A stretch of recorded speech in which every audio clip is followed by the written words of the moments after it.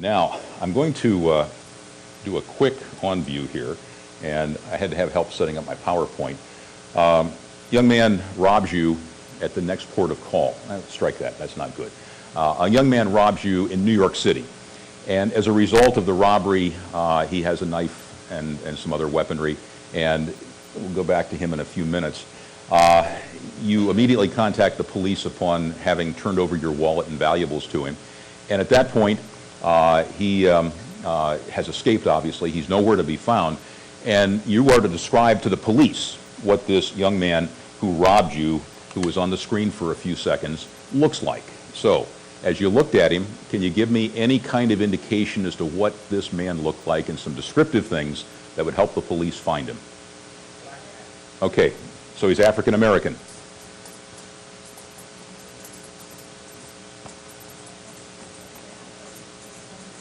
Okay, he's got a hoodie. Anybody else have a guess about his racial background? I'm sorry? Caucasian? Okay, so he's white. No? What is he? I'm sorry? Hispanic? Okay. Or a Colombian with the drug, you know, got stuck here, he couldn't do the drug deals. Sunglasses? Okay. What kind of sunglasses were they as far as the tint was concerned? Dark, okay. Any guesses to the specific color? Brown, okay. Anybody else? Black, okay. Black, okay. He had a pistol. White t-shirt. What else? I'm sure. Or maybe it improved a lot after the mugging was over. Okay. He had a bad attitude. Or he had what in his right hand? Okay, he had a pistol, and we said, okay, in the right hand. And what else? Okay, semi-automatic? You're sure? Okay. Semi-automatic. What else? Any other weaponry that you noted? Okay, that's fine. Any other descriptive characteristics? I don't think I put down the hood. Yeah, I did. I put down the hoodie there. Okay. Anything else? Black hoodie? Okay. Any other guesses about the hoodie? Blue.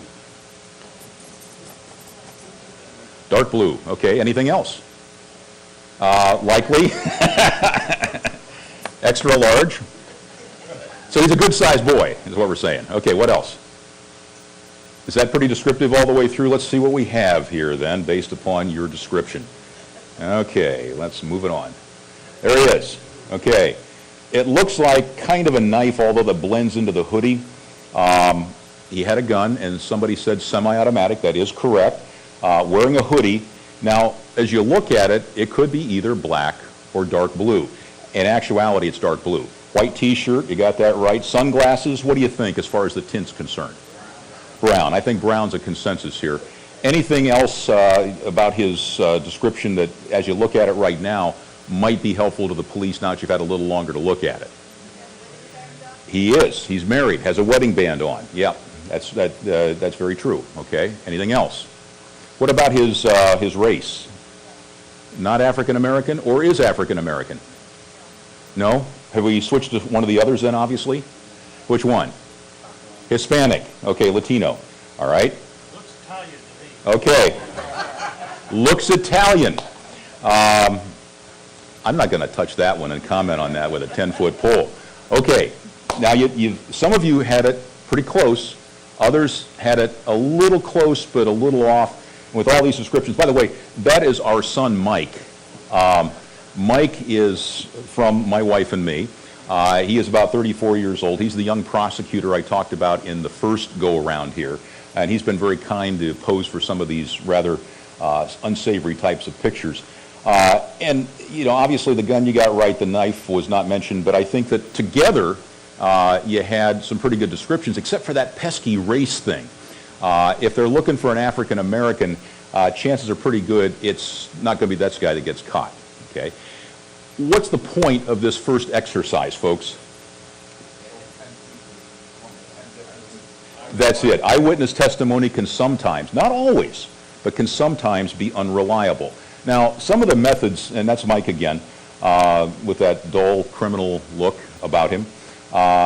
Sometimes when somebody is accosted or in some way attacked, and they do something at first called a photo array. That's a way of identifying the perpetrator. I think it's pretty clear from all the pictures we have, it's not my bailiff, my former bailiff, it's not my former security director in the middle at the top, it's not my wife's cat, it's not the guy that looks like William Kunstler, who was a public defender who appeared in the courtroom, it's not my secretary, my former secretary, it is in fact Mike. Now what's the matter with that kind of a photo array lineup, so to speak? Yeah, that's it. You have to have people who look similar in a photo array. And it's a very drastic type of contrast that you're looking at, but I think with that one, you'd clearly identify Mike as the perp, or the perpetrator in this case, too. Other methods of identification that are based upon the eyewitness testimony are equally flawed in some ways. Oftentimes, you'll have a police car, after capturing who they think to be the assailant, pull up to the convenience store or wherever the robbery occurred and press the guy's face against the rear window and ask the store clerk, is that the guy who robbed you? And chances are pretty good that guy's going to say, yeah, I think so, he looks like him. And at trial time, it will evolve into, that's definitely the guy. So eyewitness testimony can be flawed in some ways, in some situations. Now, let's talk about eyewitness identification for a few minutes. It has been estimated that any given year, 75,000 people are arrested based upon eyewitness identification. About a third, or 25,000 of those identifications, are generally wrong.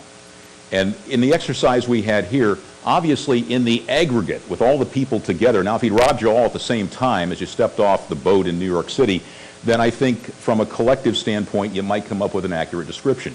Under the pressure of some kind of a show-up situation, or under the pressure of the initial robbery, it's going to be difficult for you to recall all of the details. Now, there's a quote that I want to show you from Justice William Brennan back in a 1981 court case, and he said, there's nothing more convincing to a jury than a live human being who takes the witness stand, points a finger at another human being and says, that's the one. So eyewitness identification is still very, very strong with most juries, at least in the U.S. And in many cases, it's equally as flawed in as many cases in the U.S. as well.